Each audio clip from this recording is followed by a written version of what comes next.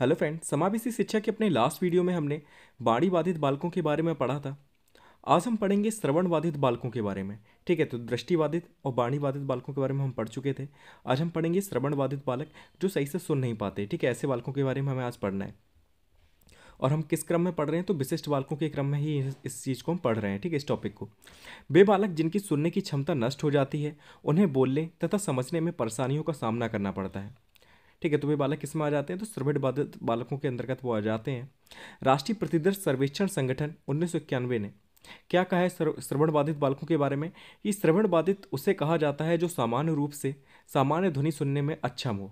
ठीक है, तो श्रवण बाधित किसे कहा गया है, तो उन बालकों को कहा गया है कि जो सामान्य रूप से समान ध्वनि को नहीं सुन सकते, वो श्रवण बाधित बालकों के अंतर्गत आते हैं। किसने कहा, ये डेफिनेशन किसने दी है, तो राष्ट्रीय प्रतिदर्श सर्वेक्षण संगठन 1991 में ये दी गई थी। ठीक, जिन बालकों की सुनने की क्षमता बिल्कुल नहीं होती, वे गंभीर कठिनाइयों का सामना करते हैं। ठीक है, जो बालक सही से सुन नहीं पाते चीज़ों का, तो नॉर्मल सी बात है कि गंभीर कठिनाइयों का सामना करेंगे। अगर रोड के किनारे चल रहे हैं, अब उन्हें हॉर्न नहीं सुनाई पड़ रहा, तो चांसेस रहते हैं कि उनका एक्सीडेंट हो सकता है। ठीक है, तो काफ़ी कठिनाइयाँ इन्हें होती रहती हैं। श्रवण बाधित या श्रवण दोष युक्त बालकों को श्रव्य प्रशिक्षण तथा श्रवण यंत्र की विशेष रूप से आवश्यकता होती है। ठीक है, जो श्रवण बाधित बालक होते हैं, जो चीज़ों को नहीं सुन पाते, तो उनके लिए किसकी ज़रूरत पड़ती है, तो श्रवण प्रशिक्षण की ज़रूरत पड़ती है।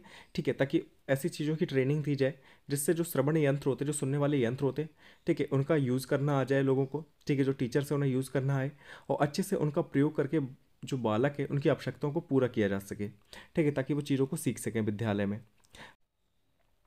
अब श्रवण बाधित बालकों का वर्गीकरण किया गया है। ठीक है, जो बच्चे कम सुन पाते हैं तो उनका वर्गीकरण किया गया किस प्रकार से, वो देख लेते हैं। तो पहले वर्गीकरण में बांटा गया कम बाधित बच्चों को। ठीक है, ऐसे बच्चे जो 35 डेसिबल से लेकर 51 डेसिबल तक की जो ध्वनि होती है उसे सुन लेते हैं। कहने का मतलब है ऐसे बच्चे जो थोड़ा बहुत सुन लेते हैं। ठीक है, ज़्यादा ही अगर धीमे बोल रहे हैं आप तो नहीं सुनेंगे, लेकिन ज़्यादातर वो सुन लेते हैं। ठीक है, तो वो आते हैं आपके कम बाधित बच्चों में। फिर आते हैं मंद बाधित बच्चे। ऐसे बच्चे जो 55 डेसिबल से लेकर 69 डेसिबल तक की जो ध्वनियाँ होती हैं उन्हें वो सुन लेते हैं। ठीक है, वो आते हैं किसमें, मंद बाधित बच्चे में। इसके बाद आते हैं आपके गंभीर बाधित बच्चे। ऐसे बच्चे जो 70 डेसिबल से लेकर 89 डेसिबल तक की जो ध्वनियाँ होती हैं उन्हें सुन लेते हैं। जैसे कि जो हॉर्न वगैरह होता है, बड़ी बड़ी गाड़ियों के जो हॉर्न होते हैं उन्हें आराम से सुन लेंगे, लेकिन अगर छोटे मोटी अगर आवाज़ आ रही तो वो नहीं सुन पाते।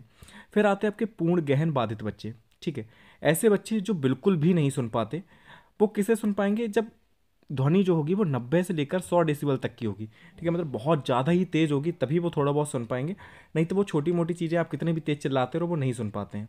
ठीक है, तो इस प्रकार हमने वर्गीकरण किया है श्रवण बाधित बच्चों का। और डेसिबल का मतलब क्या होता है, तो ध्वनि को तीव्रता को हम नापते हैं किसमें, डेसिबल में। ये चीज़ याद रखना।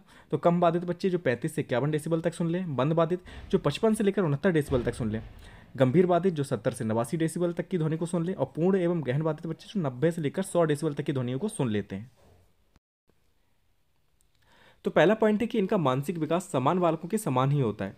मतलब अगर इनके मानसिक विकास की हम बात करें तो जो नॉर्मल चाइल्ड होते हैं उनकी तरह ही इनका मानसिक विकास होता है। ठीक है, ज़्यादा चेंजमेंट देखने को नहीं मिलता। दूसरा है कि इन्हें पारस्परिक संप्रेषण की समस्या होती है। संप्रेषण के मतलब मैंने आपको बताया था कि कम्युनिकेशन को कहते हैं संप्रेषण।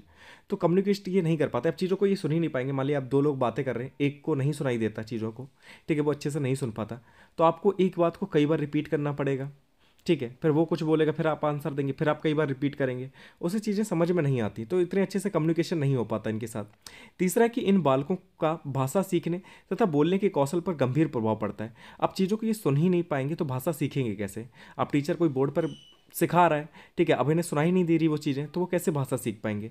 ठीक है, और भाषा को ये सीख नहीं पाएंगे तो बोल भी नहीं पाएंगे। ठीक है, तो यही कहा गया कि भाषा जो बालक हैं उनकी भाषा सीखने और बोलने के कौशल पर गंभीर प्रभाव पड़ता है। फोर्थ पॉइंट है कि इन बालकों को पढ़ाने में कठिनाई होती है क्योंकि इनका भाषा विकास नहीं हो पाता। ठीक है, तो टीचर को वैसे ही दिक्कत होगी क्योंकि टीचर तो पढ़ा रहे हैं लेकिन बच्चे समझ ही नहीं पा रहे, सुन ही नहीं पा रहे, तो भाषा विकास इनका इतने अच्छे से नहीं हो पाता। फिर है पांचवा पॉइंट कि ऐसे बालकों में इच्छाएं बहुत प्रबल होती हैं कि उन्हें सामाजिक मान्यता मिले। ठीक है, अब ऐसे जो बच्चे होते हैं जिनकी जो दूसरों की बातें नहीं सुन पाते, ठीक है, तो इनको भी कोई ज़्यादा इंपॉर्टेंस नहीं देता इनकी बातों को, क्योंकि पता नहीं कभी ये कौन सी बातें करने लग जाए, क्योंकि इन्हें चीज़ें तो सुनाई नहीं दे रही कि किस टॉपिक पे बात हो रही, तो कभी भी कोई भी बात ये कर सकते हैं। ठीक है, तो ऐसे बालकों में थोड़ी इच्छाएं होती हैं कि इन्हें भी सामाजिक मान्यता मिले, ये जो बात कह रहे हैं उसे भी लोग सुने, ठीक है, उसे इंपॉर्टेंस दें।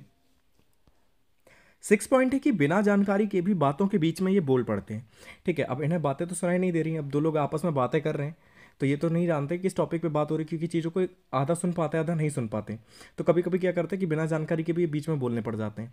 ठीक है, सेवेंथ पॉइंट है कि चिकित्सीय परीक्षण द्वारा इन बालकों की पहचान की जाती है। ठीक है, कई बालकों की तो पता चल जाता है कि वो कम सुन पाते हैं, जब बहुत ही ज़्यादा कम सुन पाते हैं तो उनका तो पता चल जाता है।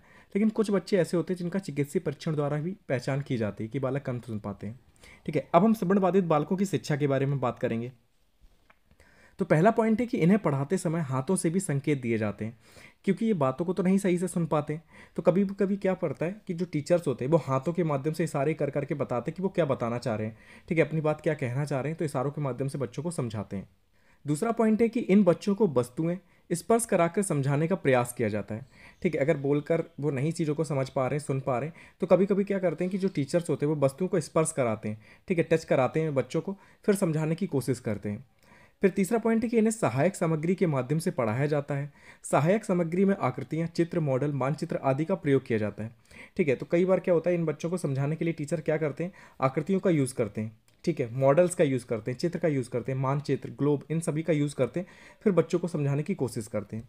फोर्थ पॉइंट है कि आज के समय में श्रवण बाधित बच्चों के लिए कंप्यूटर का भी प्रयोग किया जा रहा है। ठीक है, तो आज के टाइम पे जो कंप्यूटर है इसका भी हम यूज़ करते हैं बच्चों को पढ़ाने के लिए। ठीक है, जिन बच्चों को कम सुनाई पड़ता है। अब जो क्वेश्चन आपको दिख रहा है स्क्रीन पर, इसका आंसर आपको कमेंट बॉक्स में देना है कि गंभीर बाधित बच्चे के सुनने का डेसिबल स्तर कितना होता है। 35 से 51, 55 से 69, 70 से 89 डेसिबल या 90 से 100 डेसिबल। ठीक है, तो इसका आंसर आप कमेंट बॉक्स में दे सकते हैं। अब नेक्स्ट है कि श्रवण बाधित बालकों की पहचान हम कैसे करेंगे, कैसे पहचान करेंगे कि बच्चे कम सुन पाते हैं। ठीक है, तो पहला क्या है कि ऐसे बालक जो होते हैं उनके होंठों की जो गतिविधि होती है और उनके जो हाव भाव होते हैं उन पर हम ध्यान देकर ऐसे बच्चों की पहचान कर सकते हैं। ठीक है, दूसरा क्या है कि टीचर्स से ये प्रश्नों को बार बार दोहराने के लिए कहते हैं। ठीक है, एक बार मैंने सुनाई नहीं पड़ता तो क्या करते हैं, टीचर्स कहते हैं सर लिख नहीं पाया, फिर से बोल दीजिए, फिर से बोल दीजिए। तो ऐसे हम पहचान कर सकते हैं। तीसरा क्या कि अधिक जोर से बोलते हैं। ठीक है, बहुत तेज़ी से ये बोल देंगे, तो इससे भी आप समझ सकते हैं कि ये बच्चा कम सुन पाता है। फिर कि व्यवहार में एकाग्रता एवं निरंतरता नहीं होती। ठीक है, इनका जो व्यवहार होगा वो एकाग्र नहीं रहेगा। ठीक है, तो ऐसे भी आप पहचान कर सकते हैं। और फिर पांचवा की चिकित्सीय जांच द्वारा भी आप इन बच्चों की पहचान कर सकते हैं। ठीक है, डॉक्टर्स के माध्यम से आप जांच वगैरह कराएं, उससे भी आप पता कर सकते हैं। तो श्रवण बाधित बालकों के बारे में हमने इस टॉपिक में पढ़ लिया। अब हम नेक्स्ट वीडियो में पढ़ेंगे अस्थि बाधित बालकों के बारे में। ठीक है, तो फिर मिलते हैं नेक्स्ट वीडियो में। Thank you so much for watching this video.